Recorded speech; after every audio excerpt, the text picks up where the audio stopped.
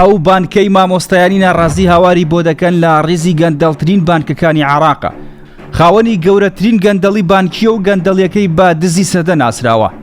سەرجەم سەرۆکی بانکەکان لە گەندەڵی ئابڕووبەرانەتی وەکلاون. بەشدار بازیانی ڕۆژنامەنووسی شاری سلێمانی راپۆرتێکی لەسەر بانکی ڕافیدەینی عێراق بڵاو کردوتەوە. مامۆستایانی لە گەندەڵی و ئابڕوچوونەکانی ئەو بانکە ئاگادار کردوتەوە کە فریوی ئەو مامۆستایانەی ناوی خۆیان ناوە ناڕازی نەخۆن و شوێن چەپڵی ئەوان نەکەون تا ڕەنج بە خەسار نەبن. بەشدار بازیانی دانانی پارە لە بانکی ڕافیدەین وەکو دانانی پارە لە گیرفانی سلێمان هەڵشۆیی ناوبردووە. ئاشکرای کردووە بۆمبەکە هەر کاتێک بێت بە گیرفانی فەرمانبەرانی هەرێمی کوردستاندا دەتەقێتەوە. با پێی مەلەفەکان کە لە دەستەی نەزاهە و لیژنەی نەزاهەی پەرلەمانی عێراق بە دوواداچوونەکانی وەزارەتی دارایی عێراقەوە ئەنجام دراون، بانکی ڕافیدەین خراپترین و گەندەڵترین و لاوازترین بانکی عێراقە و نەک توانای وەرگرتنی ئەو هەموو فەرمانبەرەی هەرێمی کوردستانی نییە، بەڵکو خۆی لە لێواری حیاچوونێکی گەورەی مێژووی و داڕوخانێکی ئابڕووبەرانەدایە. بەهۆی بەکارهێنانی هەژماری بەشداربووانی بانکی ڕافیدەین بۆ سپیکردنەوەی پارە و ناردنە دەرەوەی بۆ دەرەوەی وڵات لەسەر هەژماری خاوەن کارتەکان و بێ ئاگاداری خۆیان، وەزیری دارایی عێراق لیژنەیەکی لێکۆڵینەوەی پێکهێناوە.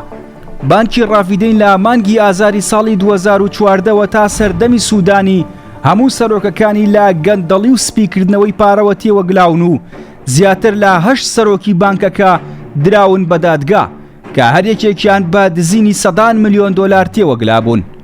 لا سەردەمی مستەفا کازمی بانکی ڕافیدەین ڕوبەڕووی ئابڕووچوون و دزینێکی گەورە بوویەوە کە بە دزی سەدە ناسرا و 2 ملیار و 200 ملیۆن دۆلار لە پارەی کاشی کۆکراوەی باج لەلایەن 5 کۆمپانیاوە دزرا. قەبارەی گەندەڵەکانی بانکی ڕافیدەین گەورەن، بە جۆرێک لە ماوەی نزیکەی 8 ساڵدا 1 ملیار و 135 ملیۆن دۆلار دزراوە و دیار نەماوە. ئەمە جگە لە چەندین دزی گەورەی دیکە کە بە ملیۆنان دۆلار دیار نەماون. تا ئێستاش 2 سەرۆک و 28 بەڕێوەبەری بەشی بانکەکە دراونەتە دادگا.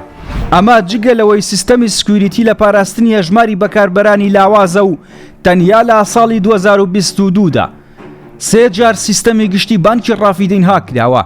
بە پێی مەلەفە بەردەستەکان 66 ملیۆن دۆلار دزراوە. لە ئێستاشدا حەبیب ئەحمەد حەبیب کە سەرۆکی بەشی هەژمارە لە بانکی ڕافیدەین لە لایەن تەیف سامیەوە لیژنەی لەسەر پێکێنراوە کە ناوبراو 1677 هەژماری ساختی دروست کردووە و پارەی پێدزیوە و دۆلاری پێ ڕاکێشاوە، دۆلاری ڕەوانەی دووبەی کردووە. بە پێی راپۆرت و بەڵگەکانی بەشدار بازیانی بانکی ڕافیدەین لە ژێر هەژمونی مافیای دۆلاردایە و هیچ کەسێک ناتوانێت کەیسەکان لە دژی ئەو گروپانە بجوڵێنێت. ئەمە مشتێک بوو لە خەرمانێکی گەورەی گەندەڵی بانکی ڕافیدەین، ئەو بانکەی کە تاقمێک دەیانەوێت ئایندەی موچەخۆرانی کوردستانی پێبخەنە مەترسیەوە و ڕەنج بە خەساریان بکەن.